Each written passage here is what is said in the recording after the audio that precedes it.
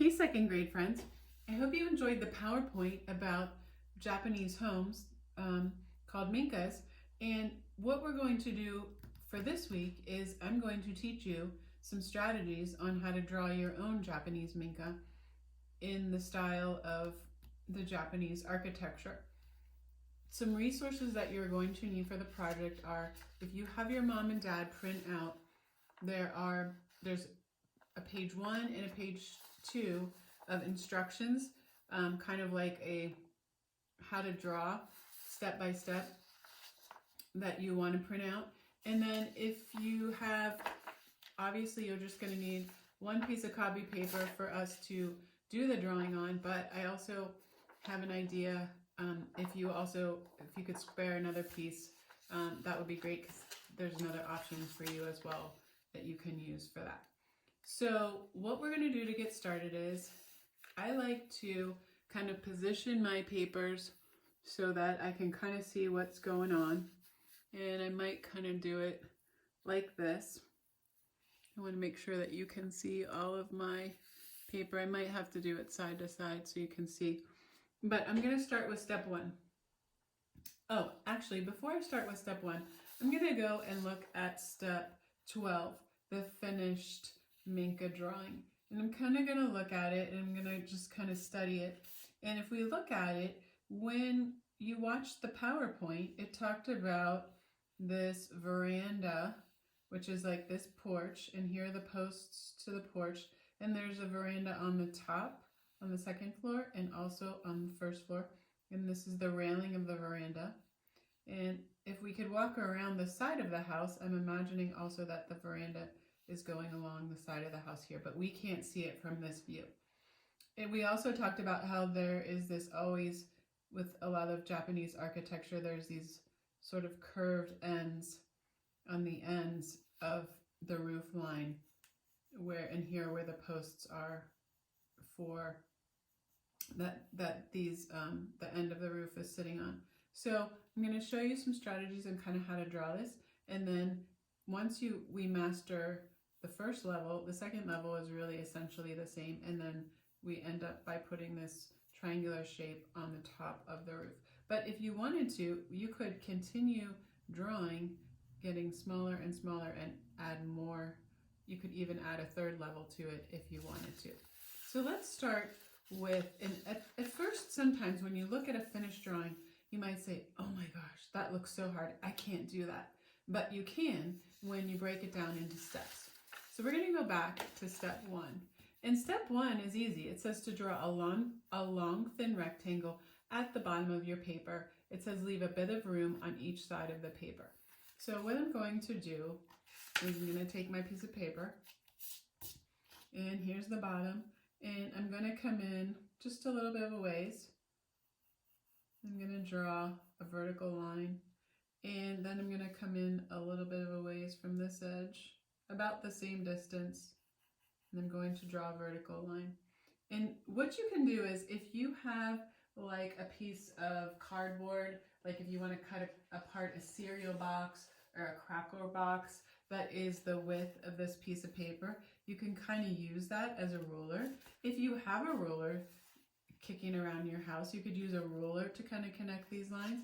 And what I like to do is, if I put the cardboard up here, the way that you can kind of tell that this is straight without measuring it is look and see if the distance here is about the same distance here. And it looks to be that way. Now here's an example of if it wasn't. See how the space here is smaller and the space here is bigger? So if that's the case, just even it out. So what I'm going to do is I'm going to draw a line connecting those two lines, and you can see how there we go. Now I almost have a rectangle. Now if you don't have cardboard and you don't have a ruler, you can also just draw the line as best you can, and I can kind of show you how to do that too. And I wouldn't get all worked up on if the lines aren't exactly straight. Just do your best. All right, so here, and I can see, maybe I didn't draw this line here quite as straight as I could have, because this space here is a little bit smaller than this space.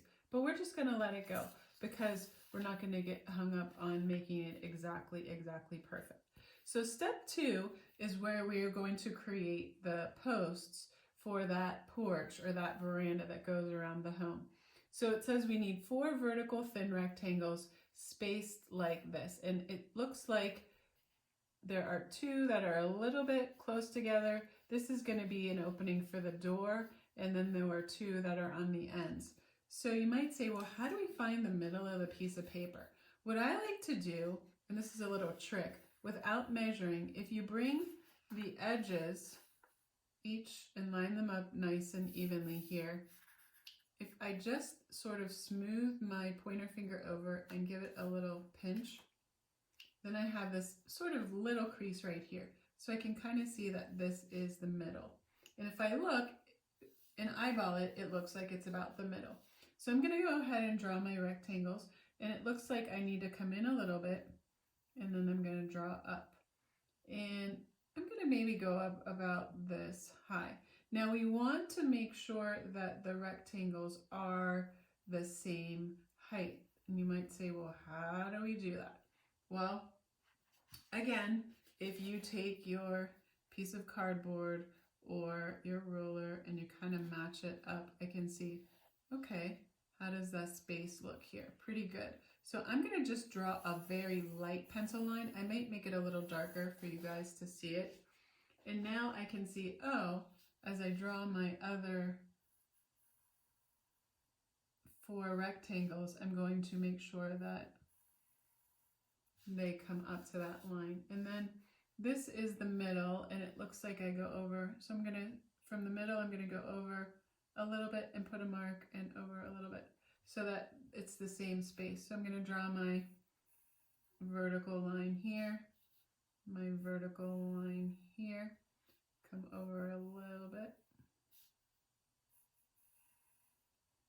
And since I have this line drawn on top, then I don't have to actually put the top of the rectangles. So there are my 4 rectangles, and it looks like this.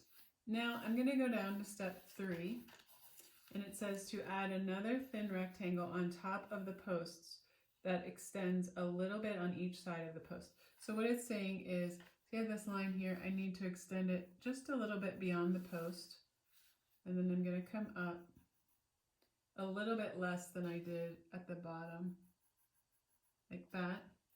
And then here's where I'm just going to try to eyeball it. So I'm going to take my time, and I'm going to try to stay equal distance from this bottom line. So I'm actually, these are called parallel lines. So they are running the same distance apart from one another in the same direction. And I'm just kind of sketching it rather than just going whoop, like that really fast. And there I go. All right. Then, so now I'm checking my drawing and I'm seeing, hey, this looks like this. This is just bigger because my piece of paper is bigger than this square. Then it says, repeat what you did in step 3. So I'm going to poke out a little bit, poke out a little bit, come up, and I'm going to go lightly across, like that. All right, so we've already gotten to step 4. Now I'm going to go to step 5, and this is where we draw this sort of little, it's almost like a little hat that goes on top. And so what it is asking you to do is, it says draw a shape like this. Well, you might say, well, how do I draw a shape like that? What you're going to do is at this corner, you're just going to kind of curve up. And then at this corner, you're going to curve up. So I'm almost at the edge of my paper, but that's okay. Then I'm going to draw a horizontal line. And then what this does is it just kind of curves and then it goes up. But what I might like to do first is to take my piece of cardboard, and I'm just going to come a little bit of a distance up. And I want to see, okay, it probably curves up to maybe not quite that far, but so I'm going to just draw a light line here. So it kind of tells me where I need to draw this curve up to. And so, and also I can maybe see that I want to make that curve maybe just a little bit higher. And then I'm going to come over, and then I'm just gonna, it's almost like making the letter J. I'm just gonna curve around and then go up. You could also curve around and go up a little bit more like that. It's totally up to you how you want to draw that curve, or you can even do somewhere in between the two. So you can kind of experiment around, and once you see how you like it, then you're going to try to draw the same thing over on this side. Sometimes what I like to do is turn my paper this way, and then it also helps me. So if I curve, I can kind of curve and then draw up that way. So I'm going to see, yeah, they look pretty even. So I'm just going to erase that. And I think this looks kind of like that. So the good news is once we can make this, we're going to actually just repeat it again up on top of this roof here. So again, step 6 says to draw 3 more thin rectangles spaced like this. So now instead of 4, there are 3, and it says that this rectangle should be in the middle. How do I figure that out? Well, I figured out that my middle spot was right here.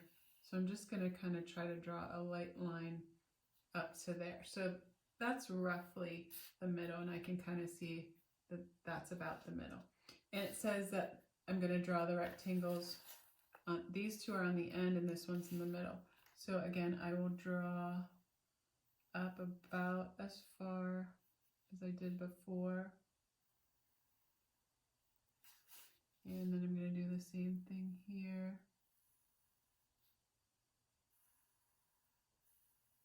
And then what I'm going to do here is I'm going to draw close to, oops, I started to draw it crooked.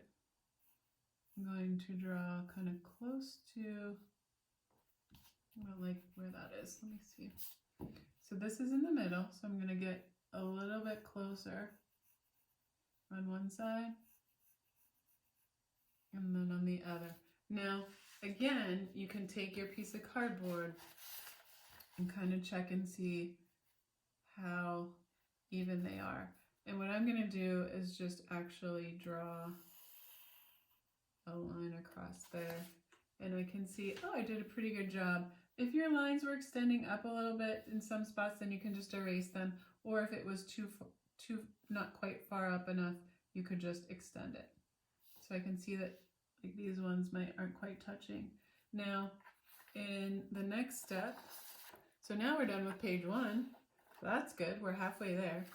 It says to add a thin rectangle on top of the posts that extends a little on each side, and we've done that already. So here's our next rectangle. So I'm going to put it up a little bit, up a little bit. I can see it's extending. And instead of using the cardboard, I'm just going to practice drawing across, and I'm going to try to draw a straight line. Another thing you can do is sometimes turn the paper this way and see if either the direction of the paper, sometimes the direction of the paper helps you to draw a straight line. And then I'm extending a little bit because the next step says to repeat what I did in step 7. So now I'm going to add the second rectangle on top. So what I'm going to do is just go up a little bit and up a little bit. And sometimes it's easier to kind of, I'm just letting my hand kind of flow down so I get to there. Okay? Then it says that I need to draw the same shape that I drew in step 5. Well, I know that I did the curve up the side, and I did the curve up the side, and then I'm going horizontally and horizontally, and then I'm going to take my piece of cardboard and I'm going to draw my line a little bit across here, and then I'm going to figure out, okay, I'm going to make my curve line there, and then I'm going to start here and kind of curve down like that. Then, let's see. So now I have finished with step 9. I have this and this completed. So now for step 10, it's asking me to add 4 vertical lines. 1, 2, 3, 4. And what this is this is the edge of the house. So I'm going to come in a little bit from this post and draw a vertical line. And then I'm going to try to come in the same distance that I came in over on the left side and draw a vertical line on the right side. Then I'm going to come down to the first floor, and I'm also going to come in the same little bit of distance there, and then I'm going to come in and draw the same little bit of distance there. So now I have my 4 lines, and then it says to also add the top of the roof. Well, how do I do that? So if I look at this, it looks like I come in a little bit and come in a little bit and draw a vertical line, and then a horizontal line, and then a vertical line. So that's what I'm going to do first. So I'm going to come in just a little bit, and I'm going to draw a vertical line. Then I'm going to try to come in about the same distance, and then I'm going to go horizontal, horizontal, and then I'm going to do vertical, vertical, and then again we need to figure out where the middle of the paper is closer to the top of the paper. So like I did before at the bottom, I'm going to fold it in half and just give a little push right up at the top here, so I can kind of see that this is the middle. And I'm going to put a mark there, and then I'm going to find how far up do I want to draw this curve up to the top of the roof. And it's not a very steep triangle, so I might just put this little dot maybe right about there. So now I have a point to which to draw my curve. So I'm just going to swoop up, and then I'm going to turn my paper, and I'm just going to kind of swoop up. And I'm going to see how I like that. And I can kind of see how maybe I need to move this over, because this one is a little bit, this one's a little bit swoopier than the other one. But that's getting really, really picky. And you can kind of play around with it. And there you go. Then I'm going down to step 10. So I'm almost done. So now it says to add the windows in the front door. So if I look here, the windows are rectangles between at the top under the roof line up here, and then they're down here. And then the front door is just a line dividing the middle, and then windows. So what I'm going to do is I'm going to draw my rectangle up here. So I'm going to come in a little bit, and I'm going to go, oh, actually I might come down just a tad bit further, because the Japanese like to let nature in. I'm going to go over and up. Then I'm going to come over about the same distance. I'm going to go over, and then I'm going to go up. Then I'm going to come down here. I'm going to put this middle line here, and then I'm going to draw the windows for the door. Put 2 doorknobs because there's, looks like it's divided.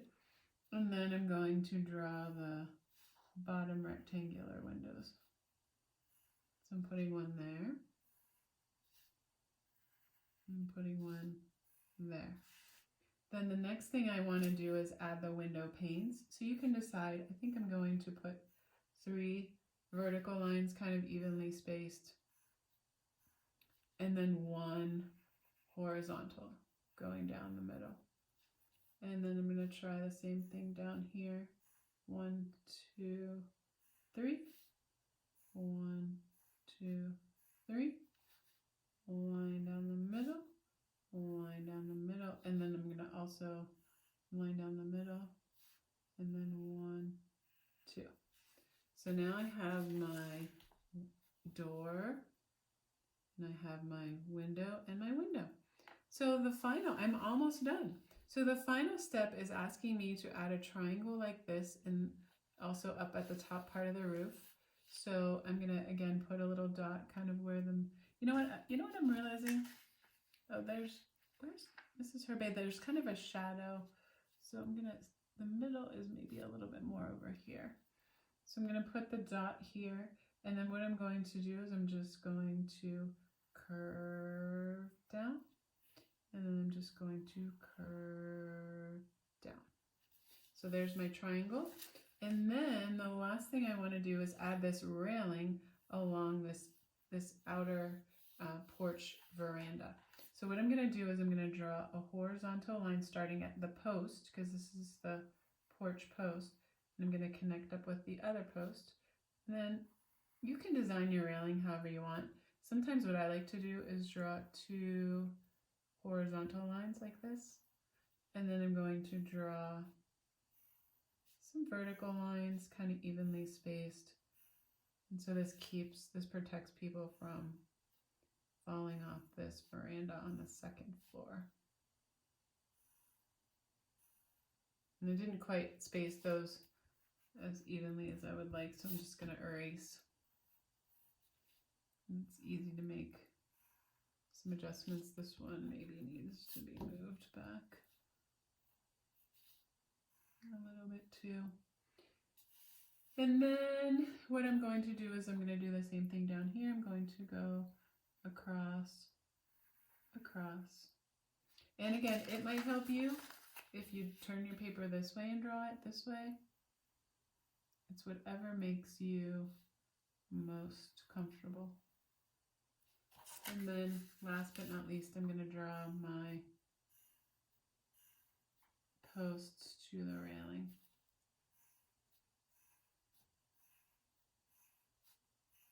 And voila, I have drawn a Japanese Minka. All right, friends, for the next and final part of this project, there's a couple different options that you have. We want to make the Minka drawing stand out from the background. And there's a couple ways that we can do this. If you have colored pencils or markers, or even crayons, that will help, because what we are going to do is we're going to add color to the background, but we're going to leave our drawing of the Minka pretty much not colored in, but just with lines. This is one that I drew, and I outlined it with a black marker, and then I cut it out. And you might say, well, why did you do that?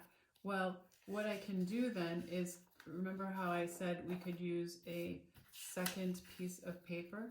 What I can do is now I can think about, how do I want to create a design for the background? And one of the things that I was experimenting with was, let's imagine that I only had a pencil, right?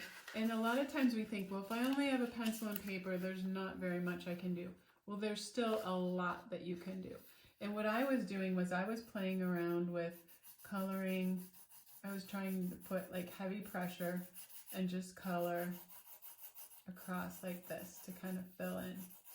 And if I did that across the whole paper, it might not look as interesting. So then I kind of thought, well, let me experiment and see what happens if I just make lines that go this way.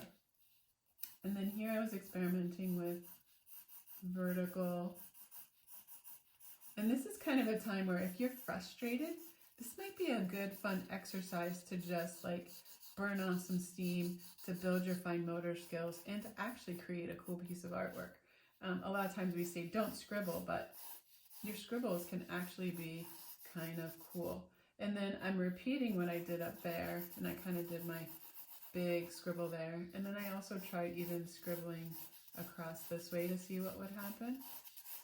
And I'm kind of liking that. And then I also was trying, well, what would happen if I then did a darker on top like this. So see how I'm able to make designs just by pressing harder or lighter with my pencil, and also just the direction that I'm having my lines go and my scribbles go. On this one, I just kind of did like almost like the thing that like measures earthquake tremors, and then I did another row of it, and then I did another row, and then I thought, well, all right, that's interesting. And then what if I did my scribbles going this way? And that's kind of interesting. And then after that, then I got down to the bottom and I was thinking, what if I even did diagonal lines going this way, and then maybe some of them are darker than the others. All right, so then I have this really interesting paper of different line textures and values, dark values, medium values, light values.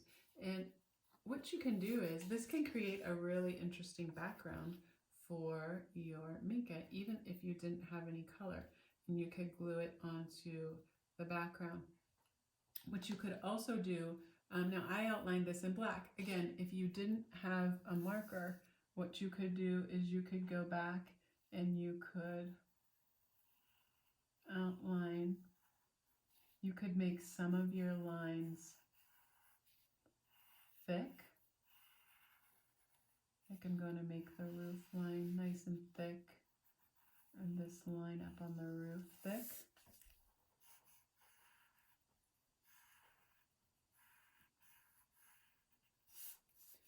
And I'm going to make this line thicker too.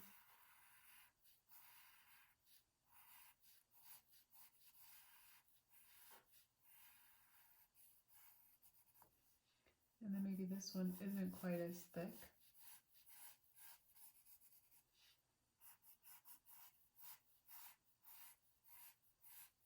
And then maybe this one is thicker. And then the edge of the house lines, maybe I want to make thick, because that kind of says where the house is. And then the roof line. So as you can see, even just by varying the thickness of the lines and the darkness or lightness of the color, you can make this look really cool even if you didn't have any color, things to color with. If you did happen to have markers or crayons, what you can do is, so I traced the house onto the piece of paper, so it kind of tells me where the house would go. And if you wanted to kind of experiment with your markers or crayons, maybe I just want to make this a really cool, colorful background. So I'm going to move that piece of paper out of the way, and maybe I'm just going to experiment with coloring in different areas with colors. And I don't have to color full on in this area where the house is going to go, because it's going to get covered up. But I'm going to overlap a little bit with the edges. And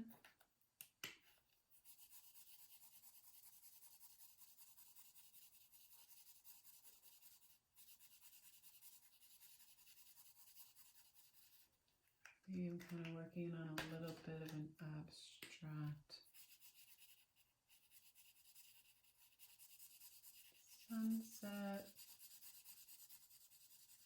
You can really have fun with this, and you can really kind of color or design however you want for this background.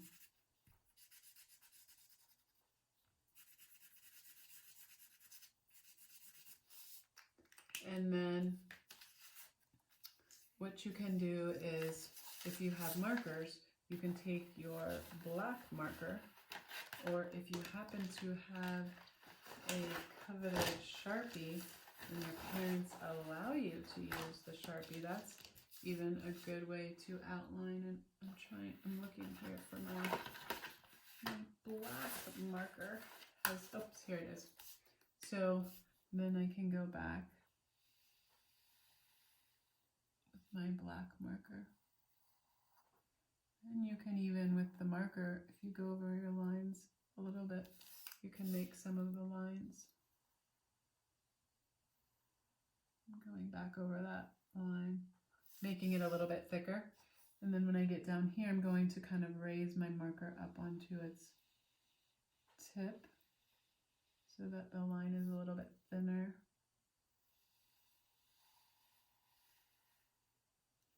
And then I might go over this line. Again.